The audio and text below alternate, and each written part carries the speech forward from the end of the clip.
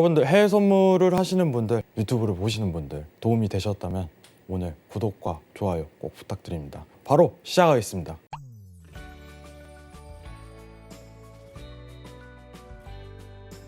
네, 안녕하세요. 피초원해양입니다. 2021년 12월 4주차 해외 선물 일정표 한번 검토해 보도록 하겠습니다. 자, 이번 한 주는 금요일 날 이제 미국에서 해외 선물 조기 휴장이 예정되어 있는 가운데 큰 지표 발표는 예정되어 있지 않습니다. 오히려 지난주 있었던 미국 FOMC 회의에 대한 결과값 반영 여부가 가장 큰 상황이고, 그리고 ECB 통화 정책에 대한 내용이 큰 변동사항이 없으니 이 부분 체크드리도록 하겠습니다. 자, 일단은 가장 중요한 지난주 FOMC 회의 결과죠. 그 부분 먼저 체크드리도록 할게요.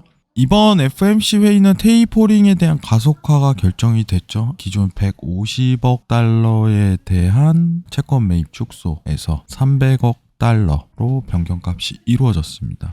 자, 이 부분은 이제 어떤 긴축에 대한 가속화 의미인데, 쉽게 이야기하면은 기준금리를 좀 빨리 이동하겠다, 좀 앞당기겠다, 이렇게 판단하시는 게 좋을 것 같아요. 자, 이유가 굉장히 중요하죠. 결국 고용보다는 물가가 굉장히 중요하다. 물가가 안정화돼야지 완전 고용에 대한 형태값을 이룰 것이다 라고 판단하고 있어요. 긴축을 빨리 하면 이제 기준금리 인상에 대한 시장의 속도가 더 빠르게 이동할 것이고, 그러면은 기준금리 인상에 대한 횟수가 더 많아지는 것을 내포하겠죠. 그래서 내년 2022년도에 기준금리는 3회 인상으로 예정이 잡혀 있습니다. 굉장히 빠른 속도죠. 그만큼 물가에 대한 부분이 굉장히 우려된다는 부분이에요.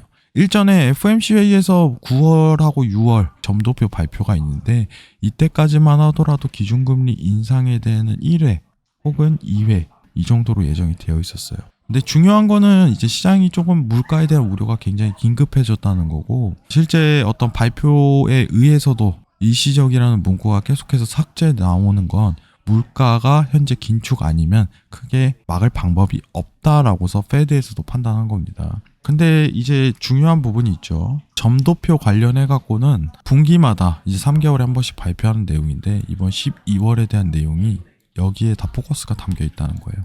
연 3회 인상이죠. 사실상 다수의 위원이 지금 매파적인 요소를 띠고 있다, 이 정도로 판단해 주시면 좋을 것 같습니다. 자, 그럼 물가에 대한 부분을 볼까요? 이게 현 증시에 대한 상황을 가장 만드는 요인입니다. 최근 이제 증시가 하락세 모멘텀을 유지하는 이유는 사실 이제 물가에 대한 부분인데, 우리가 흔히 아는 CPI는 지금 현재 떨어질 기미가 안 보여요. 전년 대비해 갖고 이번에 12월에 나왔던 CPI 수치는 6.8%로 역대 최고치를 찍었습니다. 다만 우리가 집중해서 봐야 될 내용은 CPI가 아니라 BEI다. 자, BEI는 어떻게 보면 미래에 대한 예상치예요. 물가. 자, 지금 긴축에 대한 속도를 빨리 하면 빨리 할수록 물가에 대한 BEI 수치는 낮아질 것이다 라고 판단하고 있습니다. 이 BEI 수치가 낮아진다면 오히려 실질 금리가 올라가는 현상이 가속화되겠죠. 그럼 시장에는 계속해서 상승보다는 조정 모멘텀이 일단 들어갈 가능성이 굉장히 높아요.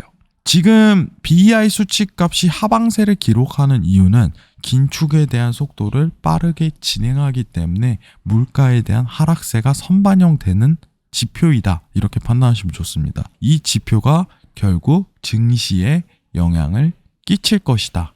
이게 키포인트예요.